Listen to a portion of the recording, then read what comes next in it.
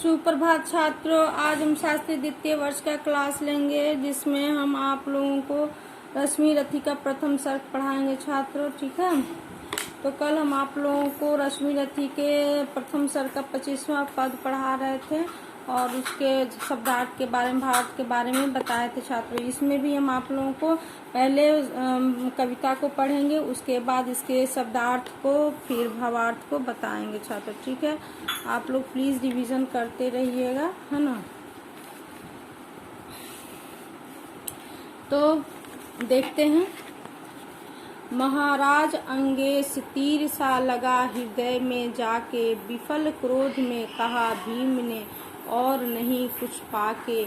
हाय की झाड़े पूछ आज तक रहा यही तो काज, सुत पुत्र किस तरह चला पाएगा कोई राज। छात्र, इससे पहले वाले पद में हम देखें कि कवि ने किस प्रकार कर्ण को, कवि कहते हैं कि कर्ण को किस प्रकार लोगों ने कुमकुम से, कमल से पूजन किया। उनको चारों तरफ जब वो अंग देश के जब राजा उन्हें बनाया गया तो पूरा चारों तरफ बधाइयाँ बजने लगी। तब कर्ण ने विनय पूर्वक क्या किया, उन लोगों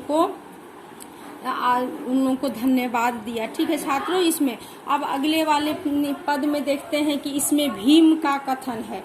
इस पद को जब देखते हैं तो भीम का कथन है। तो इसमें कवि कहते हैं कि भीम जो है उठकर सामने आते हैं और कहते हैं महाराज अंगेस, किससे, महाराज अंगेस किससे, तो कर्ण से।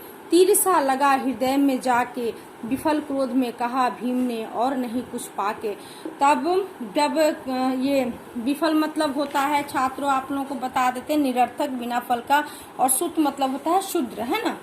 तो महाराज अंगेस, तो वही भीम महाराज कर्ण को कहते हैं कि हे अंगेस, तुमने जो ये बात कही वो क्या है, तीर सा लग गया है हृदय में हमारे, यानी हमें बहुत कष्ट पहुंचा है। किसको, भीम को।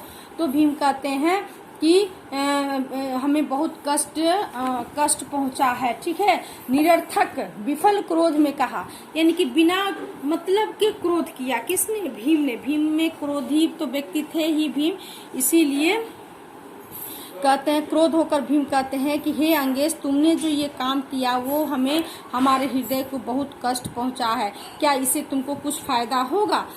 भीम ने नहीं कुछ पाके, है ना। जब देखा कि भीम के तरफ से सपोर्ट, भीम को कुछ ऐसा नहीं मिला, तो वो उन्होंने क्या किया, गुस्सा होकर, विफल गुस्सा यानी कि निरर्थक गुस्सा दिखाकर महाराज अंगेस से कहते हैं, हाय की झाड़े पूछ आज तक रहा यही तो काज, जिसने तुम्हें ये बनाया है, इसका यही तो, किसके बारे में, दुर्योधन के बारे में कहते हैं कि जिसने तुम्हें महाराज अंगेस बनाया है, इसने आज तक किया क्या है, बस यही कुछ तो किया है ना।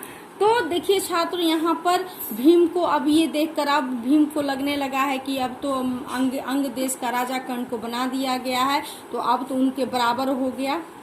अब बराबर हो गया तो अर्जुन और कर्ण के बीच में क्या होगा, युद्ध होगा, और युद्ध होगा तो उसमें कौन जीतेगा इसका फैसला हो जाएगा। तब शुद्ध पुत्र कहने का इन लोग का हक नहीं रहेगा छात्र, है ना। तो ये सब देखते हैं। फिर तब कहते हैं ये भीम कहते हैं, सूत पुत्र किस तरह चला पाएगा कोई राज। कहते हैं भीम को ऐसा लगता है कि जो शुद्ध पुत्र है, शूद्र का बेटा है, जो छोटी जाति से आता है, जिसने राज काज आज तक नहीं देखा, क्या वो एक अंग देश को चला पाएगा, उसकी जनता को खुश रख पाएगा। तो यानी कि भीम को ये लगता है कि महाराज कर्ण जो है वो इस देश को नहीं चला पाएंगे, और नहीं चला पाने के कारण क्या होगा, वहाँ की जनता उन्हें हटा देगी। लेकिन ऐसा नहीं है, क्योंकि कर्ण में वो सारे गुण हैं, क्योंकि वो भी तो एक क्षत्रिय था, वो कुंती का पुत्र था, तो कुंती का पुत्र था तो एक तरह से वो भी क्षत्रिय था, तो क्षत्रिय होने के साथ उसमें क्षत्रिय वाला सारा का सारा गुण भरा पड़ा है, तो क्यों नहीं चला पाएगा। भीम को न लगता है कि वो शूद्र पुत्र है। तो देखिए छात्रों, इसमें कैसे कर्ण को लगता है कि अब एक प्रतिद्वंदी आ गई है, और दुर्योधन इसका फायदा उठाया। दुर्योधन ने तुरंत उसको अंग देश का राजा बना दिया, जिसका नतीजा ये होता है कि जीवन भर कर्ण जो है वो दुर्योधन का साथ निभाता है। कहीं भी युद्ध होता है तो पहले दुर्योधन के स्थान पर कर्ण जाता है, कर्ण उसके बाद दुर्योधन, यानी कि उसके एक तरह से उसके लिए वो वरदान साबित हुआ है। किसके लिए? दुर्योधन के लिए।